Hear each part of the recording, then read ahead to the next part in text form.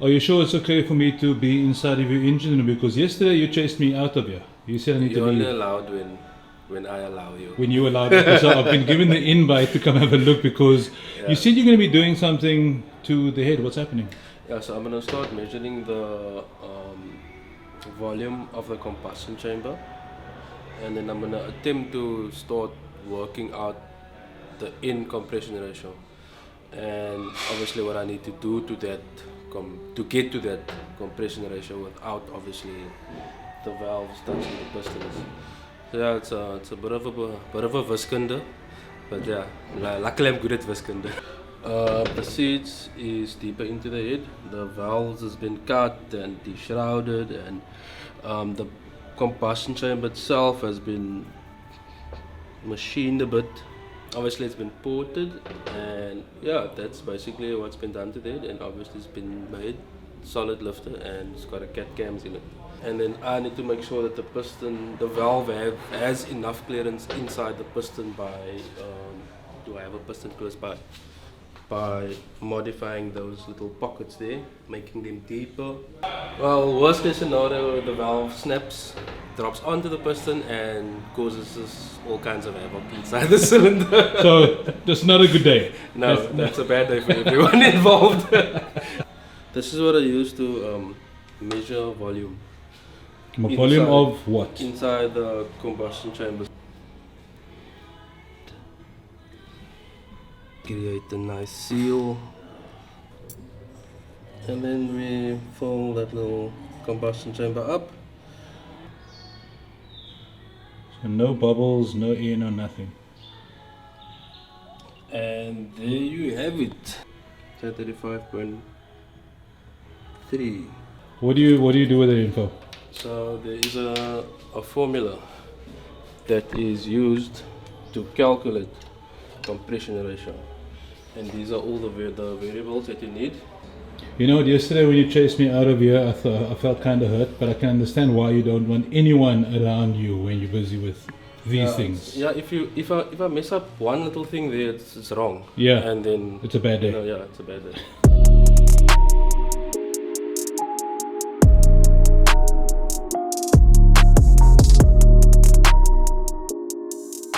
Okay, so I understand you guys just got an education from Munir how to work out compression. That's obviously static compression. That's like taking out of account the fact that the intake valves and exhaust valves do open. Often the piston will go up while the intake valve is still open, and the exhaust will stay open while the piston is moving down already, because just the way and how long it takes airflow to move. So you also get a thing called dynamic compression, which is you'll actually go and measure at what crank degree does the valve open, at what other side, what crank degree does the other valve open and close. So then you have the actual swept volume of when the valves are closed, and you can work out dynamic compression. Now again, dynamic compression doesn't take into account for the pulses in the air. So like I say, the kinetic energy stored in the intake tract and the air moving past the valve. That's what I'm saying. When the piston gets to the bottom and still starts moving up, the intake valve might still be open because air is still moving in. Not because the piston is sucking in, just because of the momentum of the air. So there's all sorts of these sort of things that happen. But yeah, there is a difference between static compression and dynamic compression. As you have wilder cams with more overlap, you can actually raise the static compression to make up for the dynamic compression that drops. So all these things are quite complicated. Well, it's complicated to the layman, it's quite obvious to the sort of everyday engine builder, and that is the sort of stuff that we have to take into account when we do these things.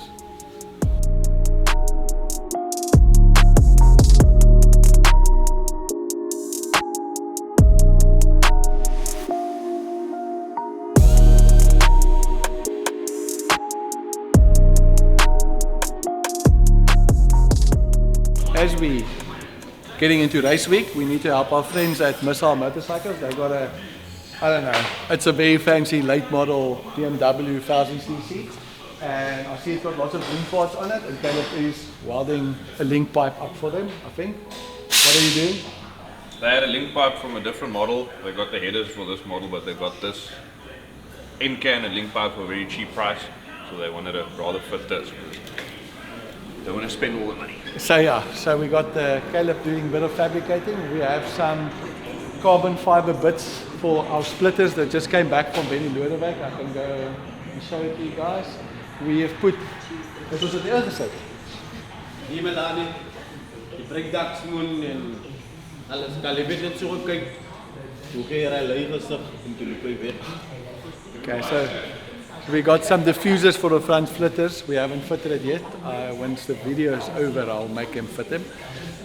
But yeah, just trying again on Mike's car to get a bit more downforce on the front, getting the front to work.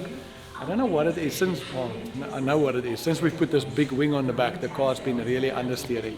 And if I take the one element off, the car's faster with me driving it. But ultimately it's still understeering, but it makes it a bit snappy. So it understeers and then becomes snappy. And Mike doesn't like that at all. So yeah, we are working on that. We'll get it on a track this afternoon.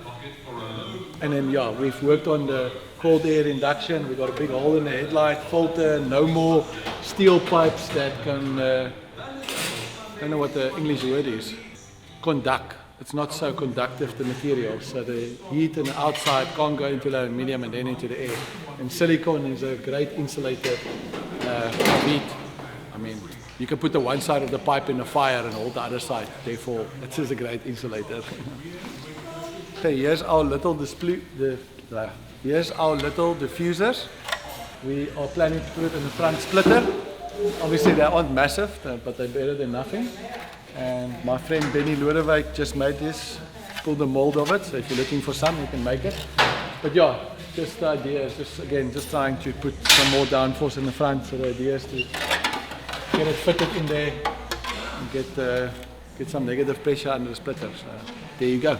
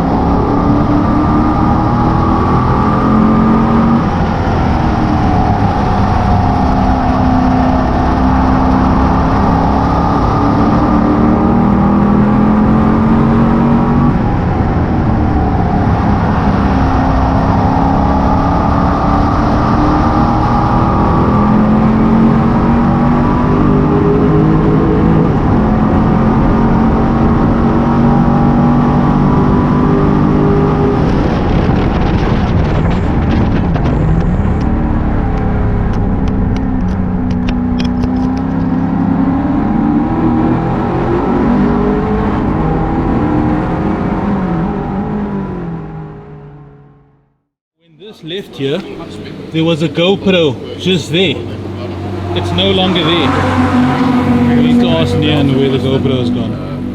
Yeah. The camera guy put it on badly. It's nothing to do with me. Yeah, so we did the cold air pipe thing. On the warm-up lap it was 25 degrees and it went up to 28, so yeah, big improvement. I mean, it's I know it's shy to say it, but like 50 degrees cooler than it was at the hill climb. Yeah.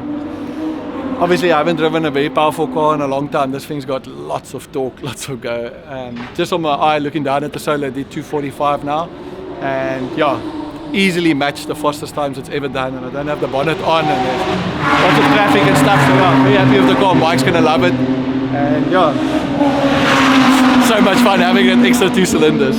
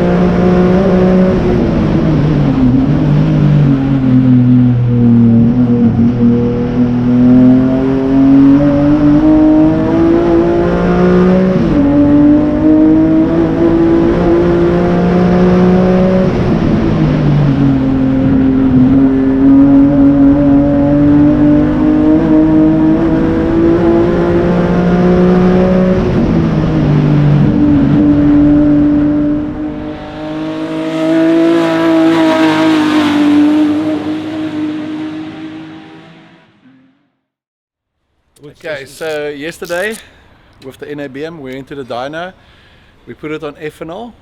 It gained, let me remember now closely, it went from 236 kilowatt to 242 kilowatt,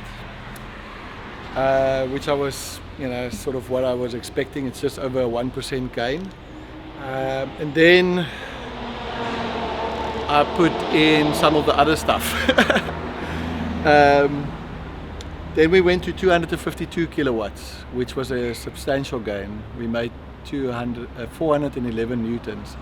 Took the car out and did a 19.1, which is the fastest it's ever gone. I did 221 in the back straight, which is also 5 kilometers per hour faster than it's ever gone. Yesterday, one of my other customers' cars had overheating problem, and we took the head off and we realized the head was cracked. So this morning we are taking my car's cylinder head off and putting it on the customer's car so they can race. And we have that head with the CAT cams in it, and we might see if we can have it fitted onto this before the weekend's over, which is highly ambitious. So yeah, there's lots of things going on, trying to fix the customer's car first and foremost, and secondly seeing what we can do here for the weekend.